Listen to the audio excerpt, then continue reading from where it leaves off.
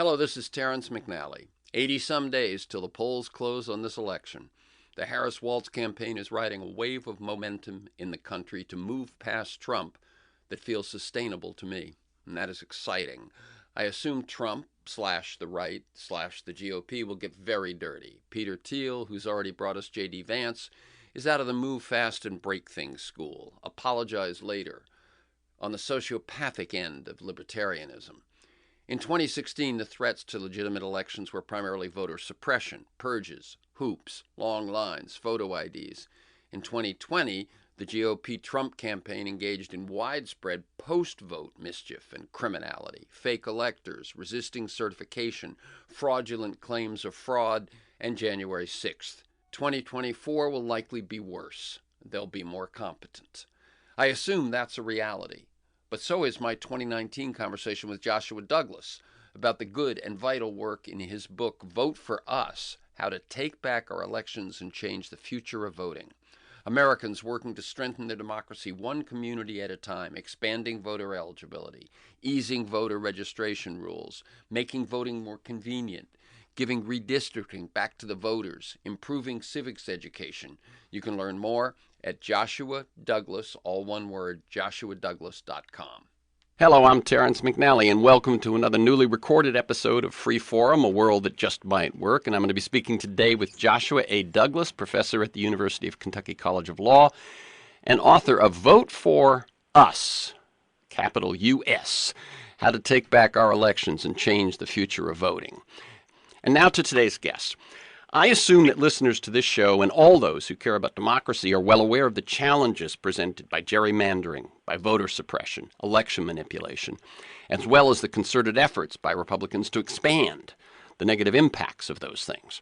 At least since the Supreme Court's unprecedented 2001 decision in Bush v. Gore, the image that embodies those efforts to me is that of the 20th century reaching up out of the grave, grabbing the future by the throat and saying, not so fast, not going without a fight. The Republican Party, its beliefs, its policies, while passionately held by millions, are no longer those of the majority of Americans, and so the only way they can survive and dominate is to game the system.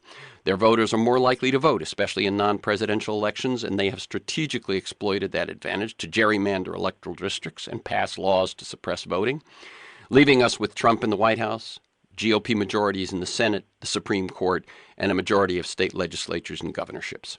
In the face of all this, Joshua Douglas has written a book about the many positive initiatives toward voting rights reform through which regular Americans are working to take back their democracy, one community at a time.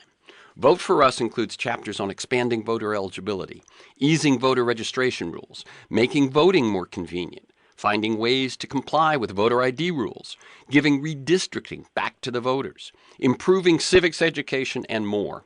And the book includes a really useful and lengthy appendix that lists the organizations all over the country who are working on these efforts.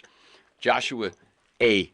Douglas teaches and researches election law and voting rights, constitutional law, and judicial decision-making at the University of Kentucky College of Law. And in addition to publishing in top law journals and popular media, he's a co-editor of Election Law Stories, which tells the behind-the-scenes tales of the major cases in the field, and the author of his recent book, Vote for Us, How to Take Back Our Elections and Change the Future of Voting. Welcome, Joshua Douglas, to Free Forum, a world that just might work. Let me tell listeners we're recording this conversation Tuesday, May 7th. Thanks, Terrence. It's great to be on. Okay.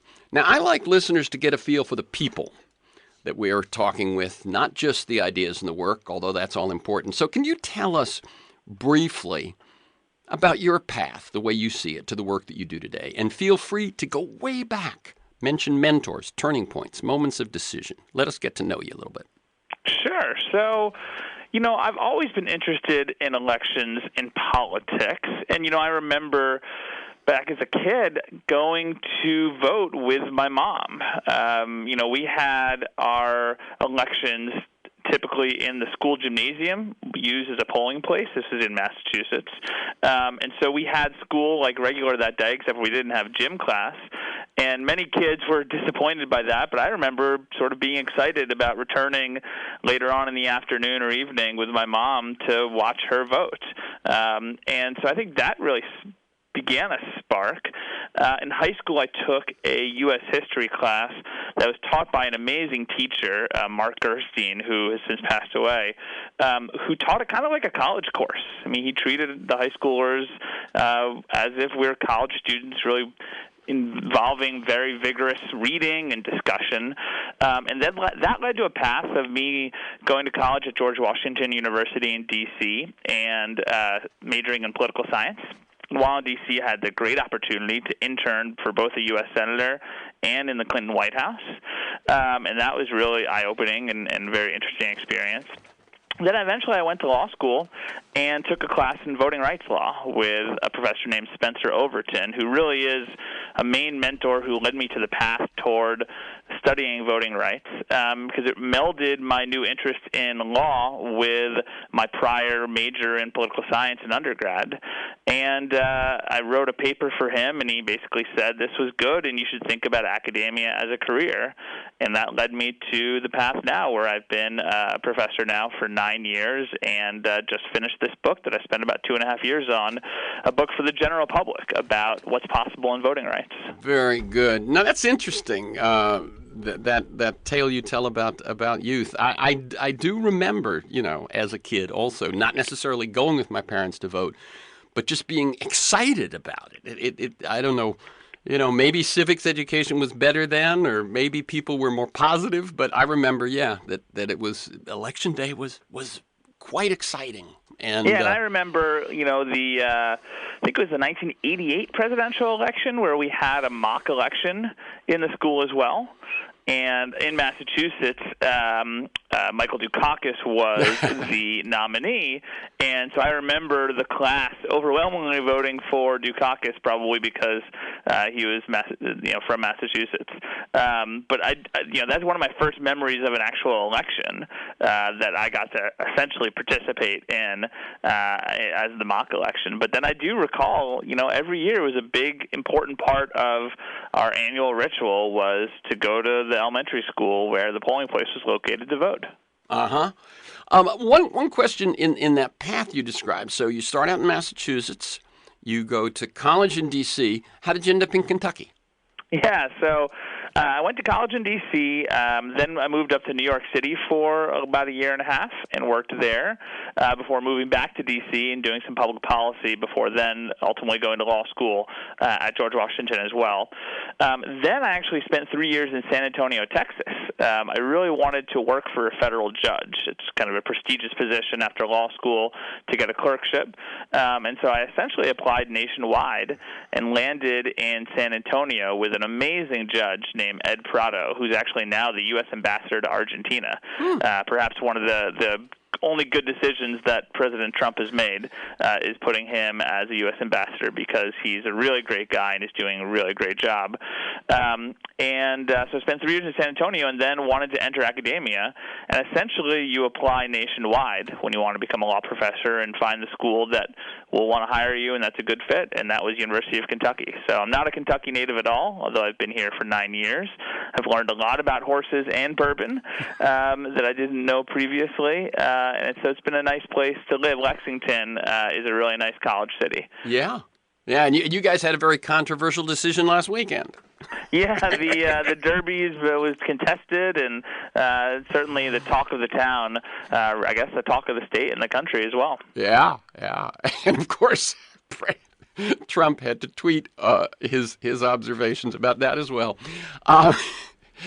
Before we get into the good news in your book, I have to ask, I'm going to ask a few questions about the Constitution crisis that we seem to be facing, right? The Attorney General refuses to appear before a Senate committee for questioning. The Treasury Department refuses to turn over Trump's tax returns to another congressional committee. Are we in a constitutional crisis? And what, as you look at it, because I know your purview exceeds, it goes beyond just elections and voting, what is happening to our system of checks and balances? Yeah, so as I teach constitutional law in addition to election law and voting rights, and I study the U.S. Supreme Court as well. With respect to checks and balances, I think in some ways it's working. When Trump became president, there were lots of concerns about some of the things that might happen, some of the potential authoritarian tendencies. And although we've had a lot of controversies, a lot of maybe scares, in many ways, things haven't been as bad as many people predicted, at least, in terms of actual things being passed or being done. Certainly the public discourse is pretty terrible, and, the U.S. has lost some standing in the international stage. But in terms of just the core checks and balances, on some things, Congress has been able to, have some breaks on certain activities, and as well as the Supreme Court, not always and not all the cases, but in some things. And so I think we can say, okay, maybe the system is working a little bit better than maybe we had thought it might. On the other hand, of course, you have this breakdown of trust and breakdown of norms. And this is even before Donald Trump. Think about Senator Mitch McConnell, my home state senator, refusing to allow the nominee of Obama's Supreme Court pick to even have a hearing. Someone who is eminently qualified, who surely would have been accepted by mainstream Democrats and Republicans. And he left that seat open, which really meant the Supreme Court changed for decades because of that brazen political act. So we are in a breakdown of, I think, not so much checks and balances as much as political norms and constitutional norms and the trust that used to be part of our system. Yeah, it's funny that my very next question began with Republicans refusing to consider Merrick Garland, so we're in sync there. It's this thing that I think a lot of people didn't realize until they're challenged or overrun, that much of what we have taken for the way the system works, with all of its challenges, is about these norms that some commentators that I've and legal scholars that I've interviewed in the last couple of years have pointed out that the Constitution is, you could call it either a weak document or an open document. It left a lot of room for these norms to actually play a role, and usually things went along. Talk just a little bit about that. Your view of what I've just suggested, that the Constitution is set up in a way to be open to this sort of overreach, and yet we've usually not had it. Now we do. Yeah, absolutely. The Constitution is very open-ended in numerous ways, even from the simple thing that, the First Amendment, which says Congress shall make no law abridging the freedom of the speech. Well, what is speech? The framers purposefully left things like that open-ended so that they could evolve with the times. And the breakdown of norms, I think, really calls some of that into crisis. It reveals the open-ended nature of certain constitutional provisions and checks and balances. But here's the other thing. I think that the framers and generations since have expected that when politicians broke well-known norms of political or constitutional activity, that the public wouldn't stand for it. And yet we see Mitch McConnell, as you note, refusing to let Merrick Garland even get a hearing, and the public sort of, or at least the left, sort of shrugged its shoulders. Now, maybe everyone just expected Hillary Clinton to win the 2016 election, and so it wouldn't have made a difference. But, the right has done a really good job of making the judiciary a number one issue, and doing whatever it takes to reshape the judiciary, because they understand that Supreme Court decisions and even lower court decisions have such long-lasting impacts. The Trump presidency will end in, either a year and a half or after a second term. But judges are there for life, and the Republican nominees are younger. They have very strong viewpoints, and the Republican Party was able essentially to reshape the judiciary in many ways through a breakdown of norms, and that's going to have really long-lasting effects. And the left has not understood that yet or figured out a way to counter it. Yeah, let me just say a couple of things about that. One is that the Federalist Society, which I'm not sure, you probably know exactly when it began to become a key player, but I see a lot of things go back to the Powell memo in the very early 70s and some of the things that came from that. And the Federalist Society has basically been teaching and grooming and supporting ultra-conservative justices and potential justices as a like the farm team to keep moving up the channels to ultimately the courts of appeals and the Supreme Court. And there's nothing that I know of that's anywhere close to that on the progressive or Democratic or left side. Well, that's right in part that the Federalist Society has been very effective at espousing a particular ideology and then securing the halls of power, and it's an outgrowth in many ways of Antonin Scalia, who was one of the first founders of the Federalist Society. Now, there is a counter-movement or a counter-organization called the American Constitution Society, which is a progressive-leaning legal organization that espouses a broad understanding of the Constitution and, has tried to be a counterweight. It's a younger organization, but it's growing. And I think, it's not yet where the Federalist Society is, especially in terms of funding. I mean, the Federalist Society is very well funded. But the ACS is a really great organization that I would encourage listeners to check out, especially lawyers, because it really does provide that needed balance, I think, in some of these legal discussions. Yeah, I had Erwin Chemerinsky on recently, and his most recent book is exactly espousing and talking about both what would constitute a progressive view of the Constitution and what it will take to move that forward. Yeah, and he's a great legal commentator and a real champion of a lot of these ideas on a broad constitutional sense. And so, many law professors say when Erwin speaks, everyone should listen, and I think that's true. Yeah. So a lot of these questions, I assume, are as we speak, are moving their ways through the courts and so on, will ultimately be decided by the Supreme Court. And as we mentioned, the Republicans refused to consider Merrick Garland, and then they one of the other points I wanted to make was that the Republicans have only won one national election since 1988. A lot of people probably don't realize that. 2004 is the only time that the Republicans have won the popular vote in a national election. By that I mean the national election we hold is for president and vice president.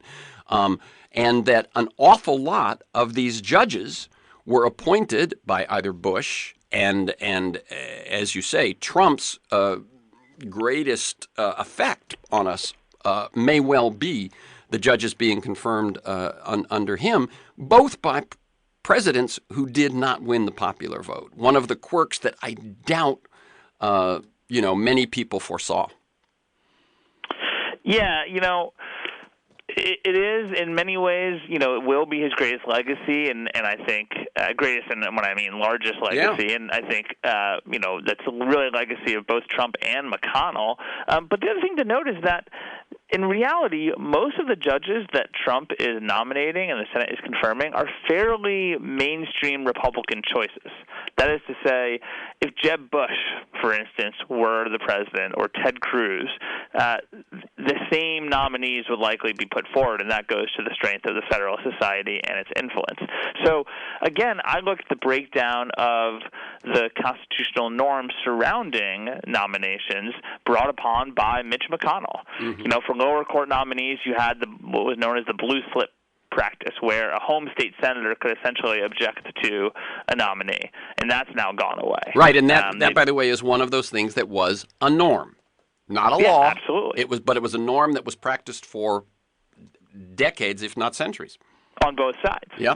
And so in terms of the reshaping of the judiciary, in my view, it's McConnell that is really at fault, way more than Trump. And really McConnell, I think, has backed Trump because McConnell's getting what he wants with respect to the judiciary. Right. But the point I was making was that there are that judges are among, if not the only, among the only lifetime positions. And what we have is lifetime members of the judiciary side being appointed by folks who did not win.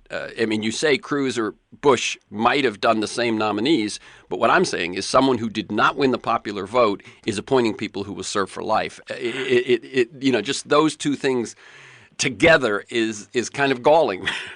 Yeah, well, the law professor in me would push back a little bit into say that although the Republican presidential winner didn't win the popular vote, they weren't running in an election that asked them to win the popular vote. So that's right. Although I fully understand the concern about candidates winning the Electoral College and not the popular vote, and I do mention the Electoral College at the end of the book, and I do personally think we should get rid of it. I don't think we can say, well, prior elections came out the wrong way because they weren't running under a system where they were trying to get the most votes. That's right. They played by the rules as they were, and they won by those rules. In terms of voting elections, You've studied and written about the positive reforms, and we're going to devote most of the rest of the time to them. But I want to ask how you assess the threat of Russian or other foreign interference in the upcoming 2020 election. It's hard to say, I think. Certainly Russia played a very sophisticated role in peddling what should be referred to as fake news, not what Donald Trump thinks is fake news, which is anything that's negative about him. But real fake news is, which is sort of a strange phrase to begin with, but it is stories that look real but are actually fabricated. And so I think there's a concern of that happening again with respect to social media. And it also appears that Russia hacked into various voter registration databases. They didn't get into voting machines or counting issues, that sort of thing. So we do need to shore up our security on those fronts.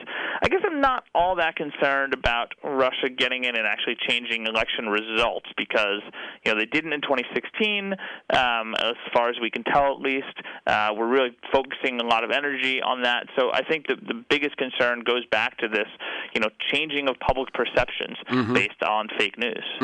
And one thing that occurs to me is that if the investigation that turned into the Mueller investigation, turned into what we're dealing with right now, if that had focused on Russian interference and not the Trump administration's cooperation with Russian interference, I wonder if we'd be further along in terms of fighting that threat. Yeah, I don't know. It's many people expected to see, more robust findings from the Mueller report on that question than there were. I'm not in a position to opine really about what else is out there that, the experts who are looking at this didn't discuss. But again, I think we really need to educate the public to be much more careful about the sorts of things they're seeing and believing on social media and otherwise, because that really was what changed the tenor of the 2016 campaign, and that was very successful. So to me, that's the thing that the Russians would try to do again. Yeah, and they've done it in other countries as well since then. What do you you point out that the Russians did not attempt to hack or hack into actual voting systems as far as we know, although they, as you say, they were able to hack into databases, which means, that doesn't bode well. But it wouldn't take Russians to hack electronic voting systems that lack verifiable auditable paper trails, would it? No, of course, anyone could do that, and the concern of the security of election machines is, not anything new in 2016, and so we definitely need to shore them up. Let me be clear, though. I'm not suggesting that I know for sure Russia did or didn't hack into voting systems. The evidence, there hasn't been any evidence publicly disseminated that that's the case. But it's something that we need to be ever vigilant about. And honestly, election officials are being pretty vigilant about the security of their systems. Good. That was local election officials. Yeah, that was my next question. Is there enough vigilance? Is there enough people standing up for this? Because to me, that's a threat that's always been lying out there. As soon as we go to voting systems that lack paper trails. Yeah, it's hard to say, but what I would say is that we should be continuing to use voting systems that have a paper trail, and many places are moving in that direction that don't have them already. Good. Okay. So how did this book, Vote for Us, happen? So in a couple of ways. One, I really wanted to write a book for the general public because I feel like my work that is really focused in legal journals, speaking to other academics, lawyers, and judges, is only strong enough or is only usable enough if it's also relatable to the general public. And that's in part because of my work being about voting and democracy, which everyone cares about.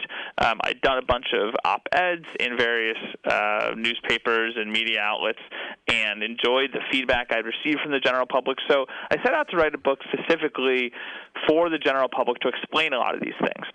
And then the second thing that happened was I kept hearing about all of these positive stories about ways that people are working to actually improve elections and thought, no one's talking about this. Yeah. There's so much doom and gloom when it comes to the right to vote.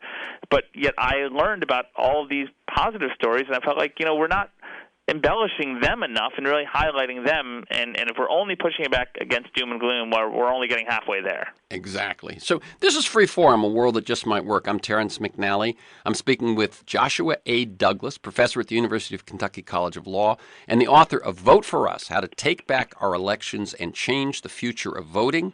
His website is Joshua A. Douglas, all one word, joshuadouglas.com.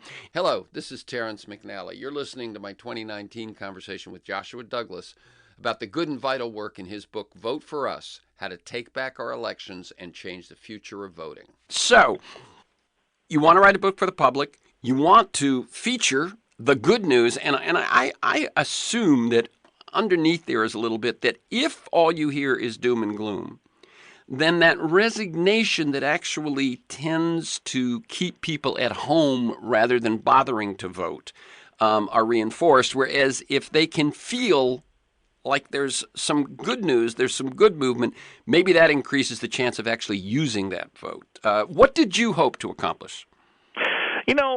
I read a couple of books about voting rights, two different books written by journalists that really left me depressed because they're all about what's terrible in our system with no solutions or no, sort of here's what we do next. And those books are great. One is Give Us the Ballot by Ari Berman. Another one is The Great Voter Suppression by Zach Roth. And I think those books are excellent. They do a great job of setting out what the problems are. But then I finished the book and thought, but now what? Mm-hmm. And at the same time, I talk to a lot of people and I see things on social media of people being upset and wanting to do something. And so what do? They, for example, wear red for ed, right? Let's wear red T-shirts to support educators, which is great. I'm not criticizing that at all.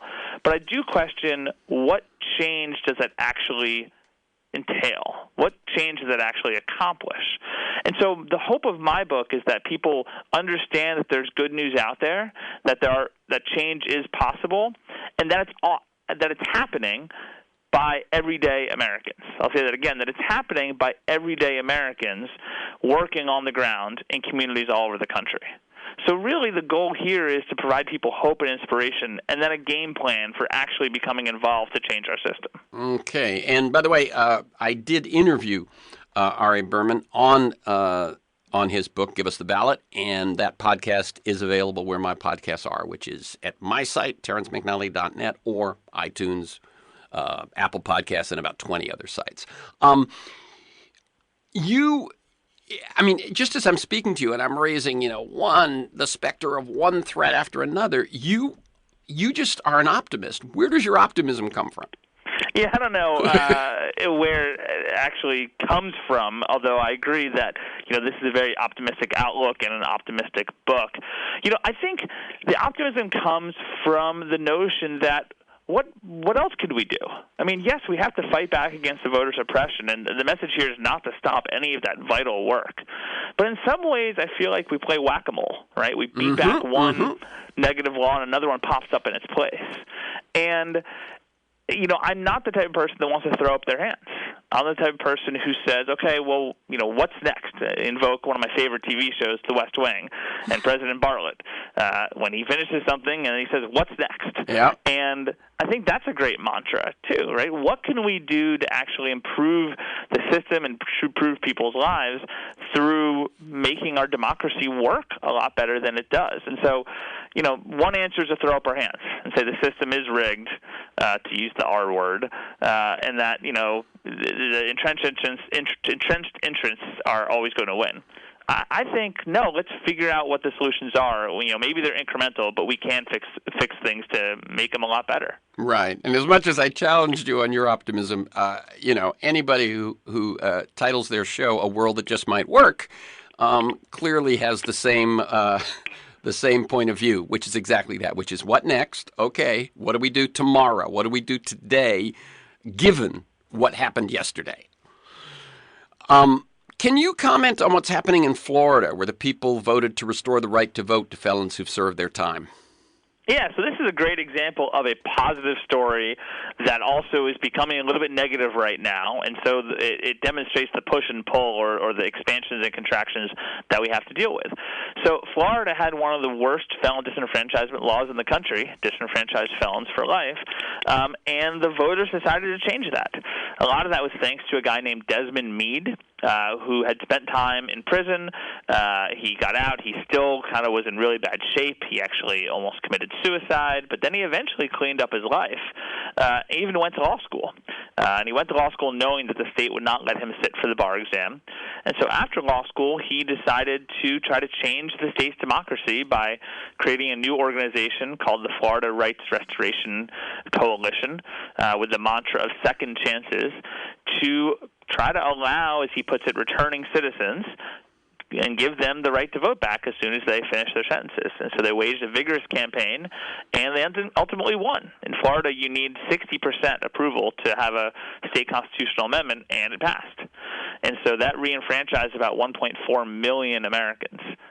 Now, the Florida legislature is trying to push back against that. They are in the process of passing a new law that would say that you aren't eligible for that rights restoration if you have any outstanding fines from any conviction in the past, misdemeanor, whatever.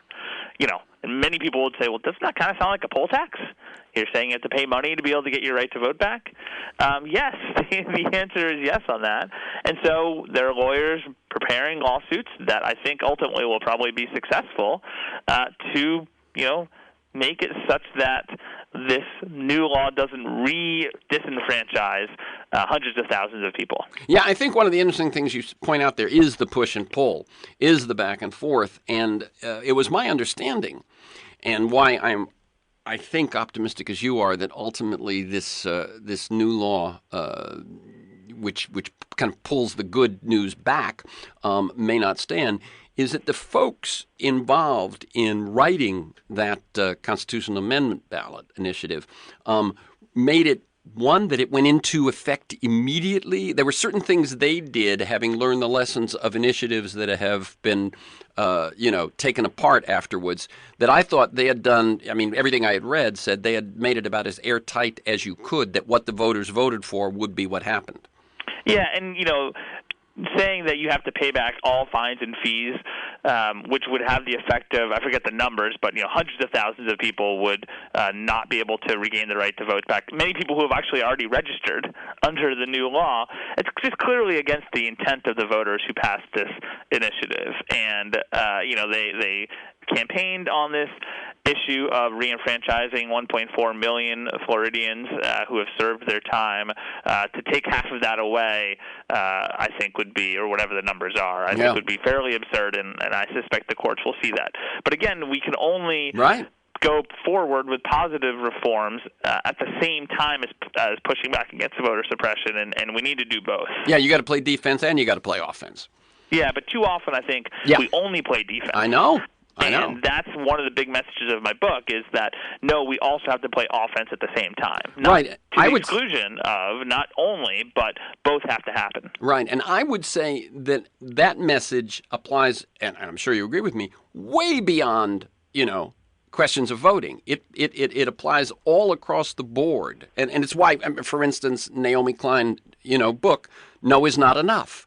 Defense will only keep you treading water. I think that's right, although I would argue that perhaps it's most important and most fundamental when it comes to democracy reform, because everything starts with the way we elect our officials. I tell my law school colleagues that my class, election law, is the most important course in the whole curriculum because their classes, whether it's criminal law or contracts or whatever, don't exist without my class first. Right? You need people to elect legislators to pass the laws that they're then teaching. And so I think this notion of playing offense is probably, in my view, most important when we come to the very foundation of our democracy.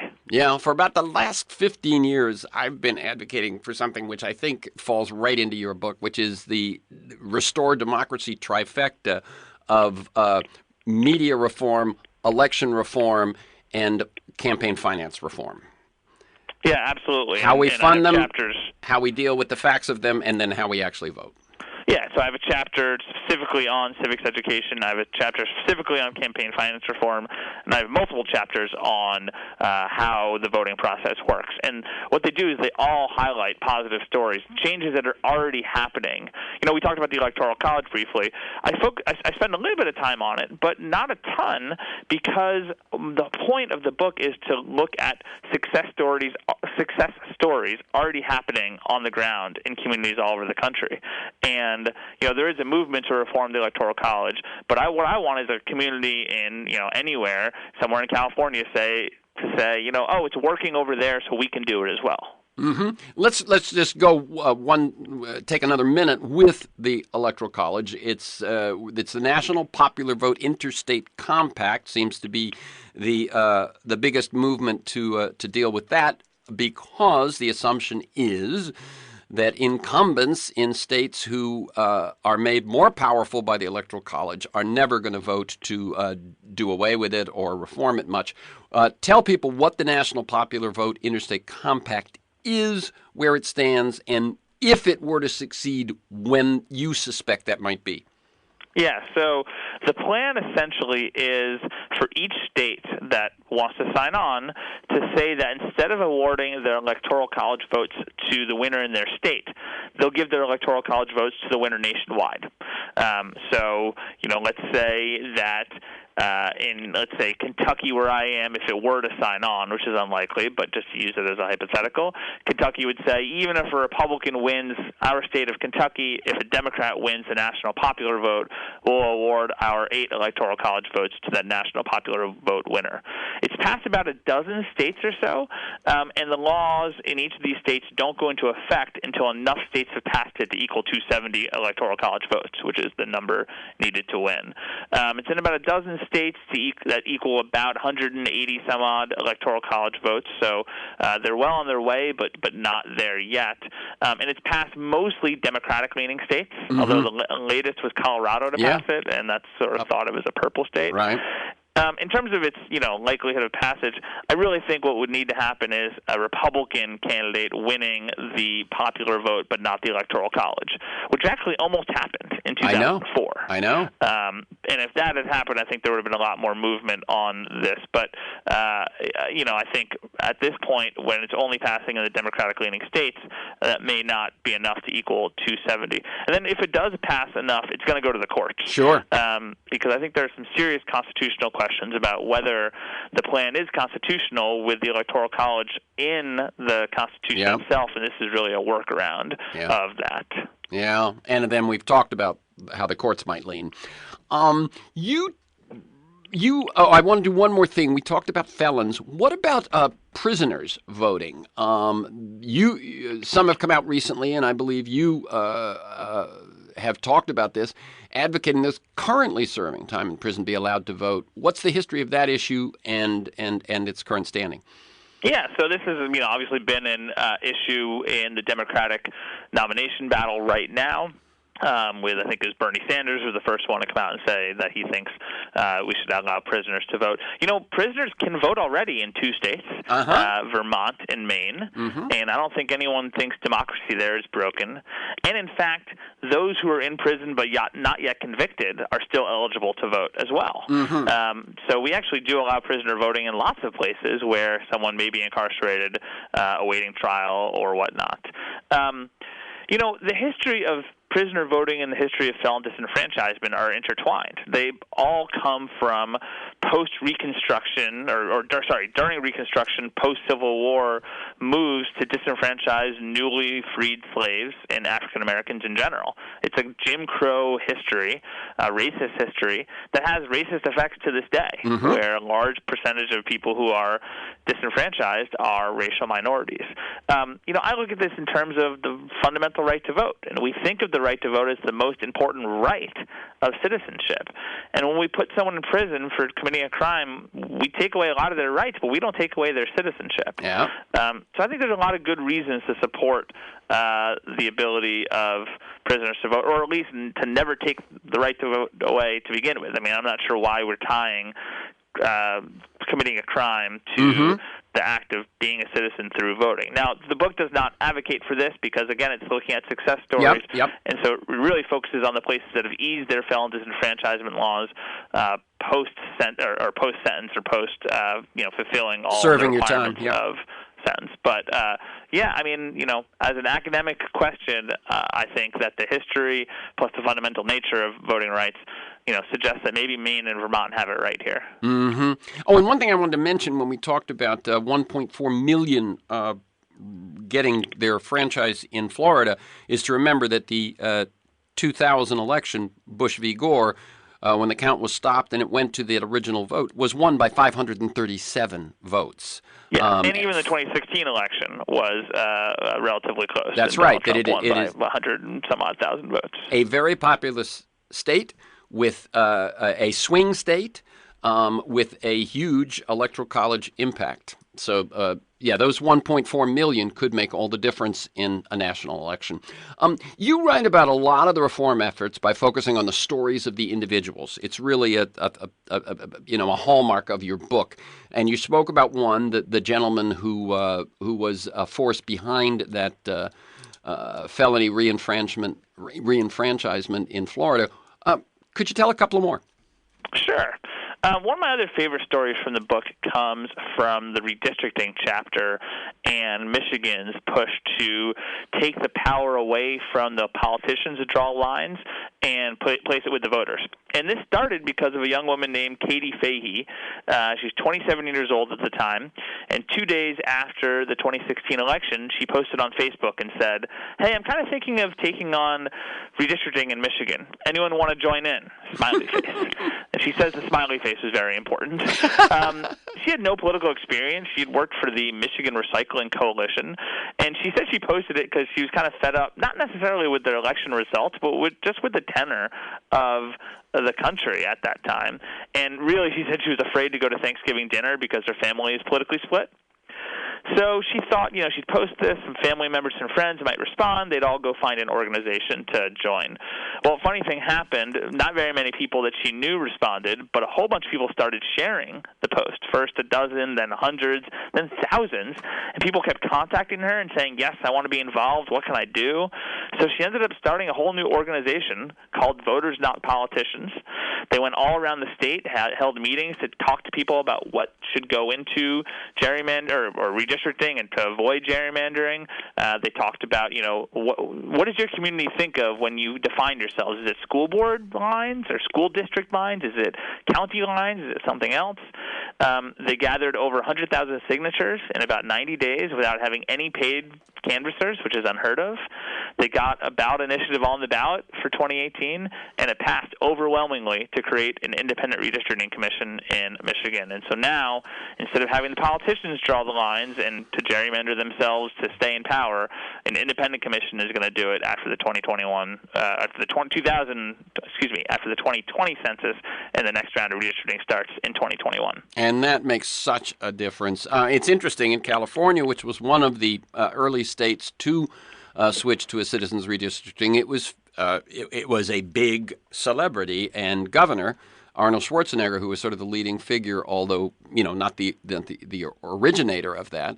But to have just an individual put up a post and have it turn into what will change that state. Another story. Yeah, and she says, I titled the chapter this because I thought it was so poignant. She said, "We were overthrowing the government peacefully," and it really was just one person and a Facebook post. Wow. By the way, I think that's how the women's marches happen too. But they don't have the effect that this does. Another story, another individual. So one of my favorite chapters among all of my favorites is about civics education, because I think this is not talked about a lot, and yet surprising. And so the person I profile at the beginning of that chapter's name is Jen Hitchcock, a social studies teacher in Virginia.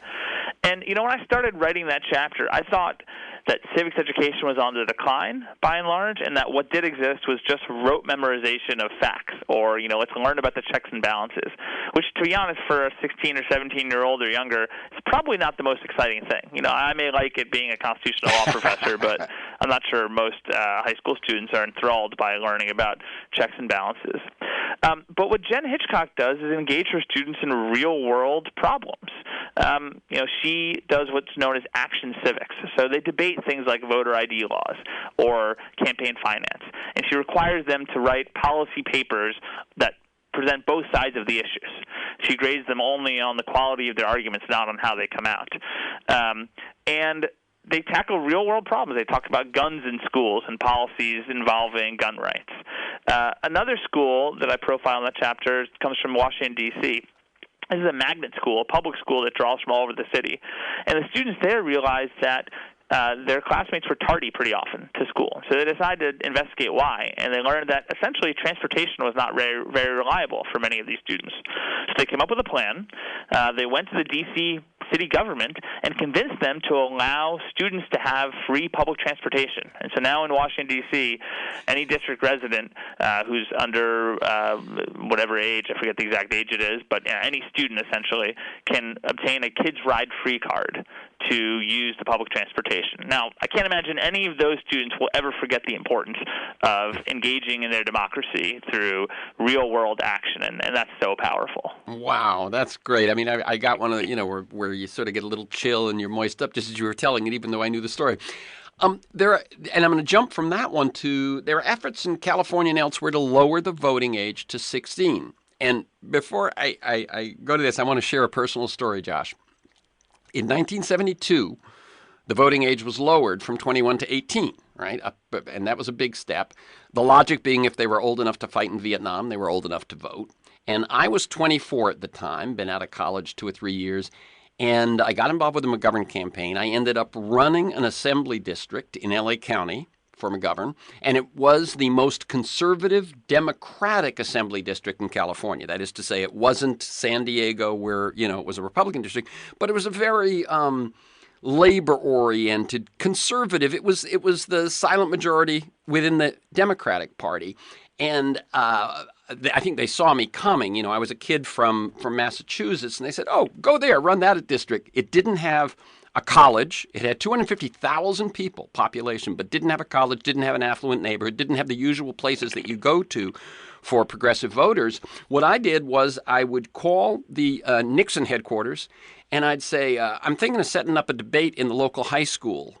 Will you send someone to debate me?" So I'm 24, and they send whoever they send, and I did that all over the district because it certainly had high schools, and almost all my volunteers were kids from those high schools. They did the canvassing, they did the work, and, we didn't end up winning that district, but we got the same percentage in that conservative district that McGovern got in the country. We exceeded what they wanted us to get by a great deal. So I this is near and dear to me.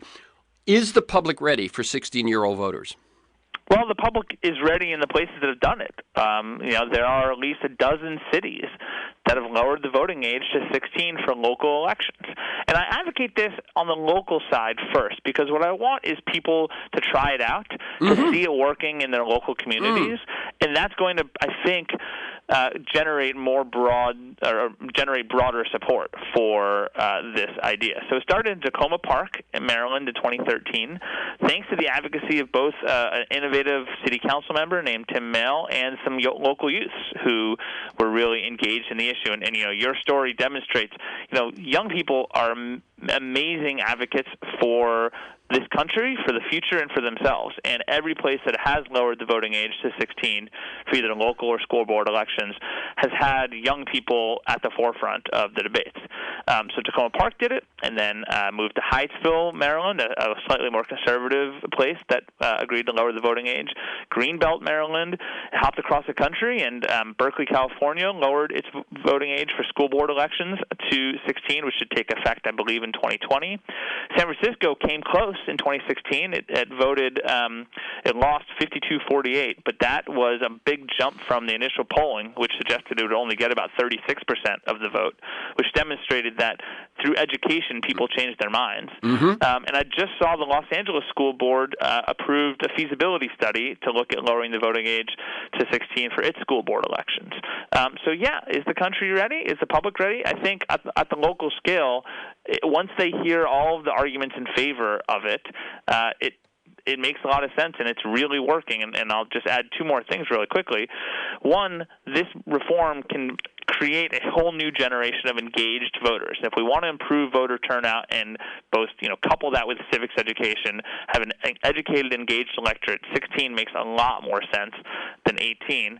And two, this works. In the cities that have lowered the voting age and implemented already, turnout among 16 and 17-year-olds is typically about double that of 18 to 29-year-olds. Yeah, I mean, what makes sense to me is that's when you're studying it. That's when it's kind of fresh and new and so on.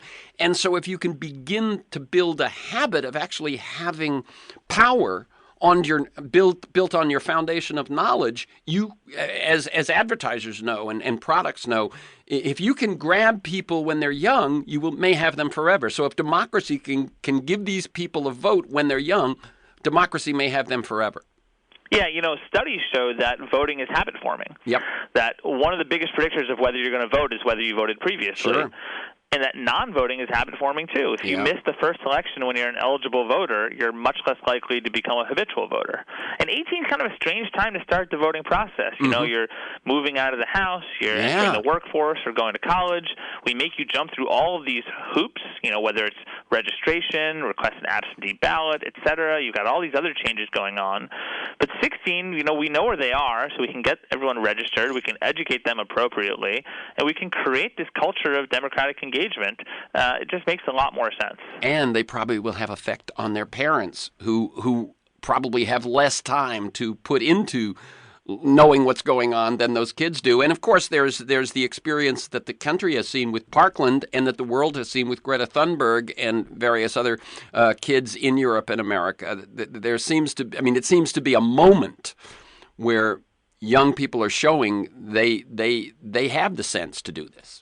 Yeah, and actually, to your point about parents, a study in Scotland showed that lowering the voting age to 16 for Scottish elections actually improved turnout among the parents as well, which is really interesting. Yeah. Now, the common pushback I receive, which you may have been about to ask, is about the maturity, right? The number one objection I hear is, they're not mature enough yet. So I always want to make sure I add that I looked into studies of cognitive brain development because that's such a common objection, and actually it's a question I had when I first heard about it as well. I wasn't completely sold at first. And what I learned is that psychologists essentially, somewhat simplified, but break cognition into two camps. They call it hot cognition and cold cognition. And hot cognition is kind of impulse control, peer pressure situations, heat of the moment. And psychologists say that brains are not developed for that until at least age 21 and maybe not 24 or 25. Cold cognition, by contrast, is slower decision-making, not heat of the moment, not peer pressure in the moment. And psychologists say that brains are fully developed for cold cognition by age 16. And if you think about, the things that we allow 16-year-olds to do and the Parkland students, as you mentioned, this actually makes a lot of sense. That is great to hear.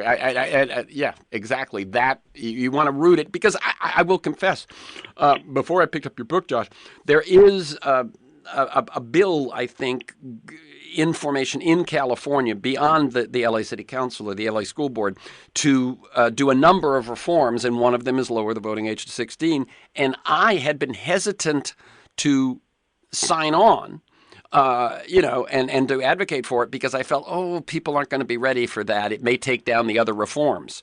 So it is good to get what you're supplying, which is backing for that piece of a larger reform message. We've got and what the campaigners found in San Francisco is that education really does make a difference. That once people start to learn about it, they change minds. They have a knee-jerk reaction. Many people do against the idea because 18 is so entrenched in our society. But once they start to learn about the merits and understand the responses to the common objections, many people's minds will change. Yeah, and that's exciting. Okay, we've got about a minute and a half.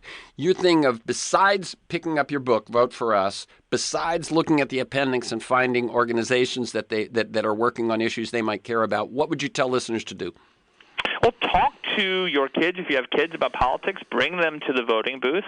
Do take a look at the appendix because I have a list of about 3 or 4 organizations in every state working on democracy reform, as well as the second half of the appendix has national organizations. And there's organizations you probably haven't heard of, groups like Vote Riders that works to ensure everyone has an ID.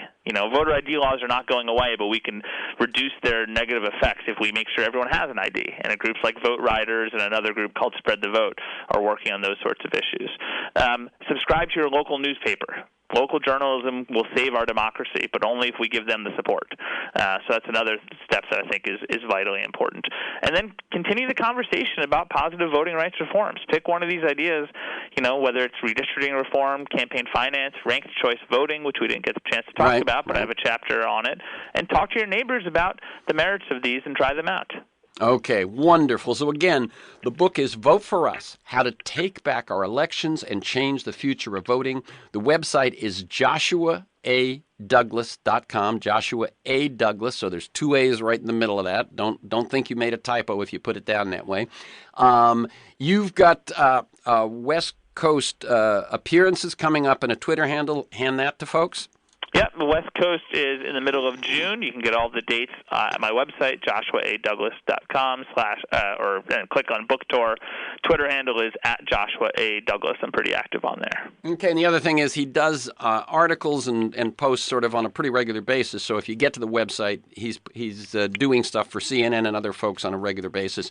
For this conversation and many other interviews, articles, and to join me in pursuit of a world that just might work, go to TerrenceMcNally.net or aworldthatjustmightwork.com to the same website, TerrenceMcNally.net, and it is all these words in a row, aworldthatjustmightwork.com. If you want to receive my weekly email announcement, it tells you who's going to be on, what we're going to talk about, and usually 8 to 10 articles that I choose to flesh out the conversation, adding examples and context, that sort of thing. Sign up at my site or email me at TEMcNally, TEMCNALLY at mac.com. You can also subscribe and listen to the Freeform podcast on iTunes or Apple Podcasts, and as I said, a number of others. You can find years of podcasts at my site or at those other sites. Listen anytime, anywhere.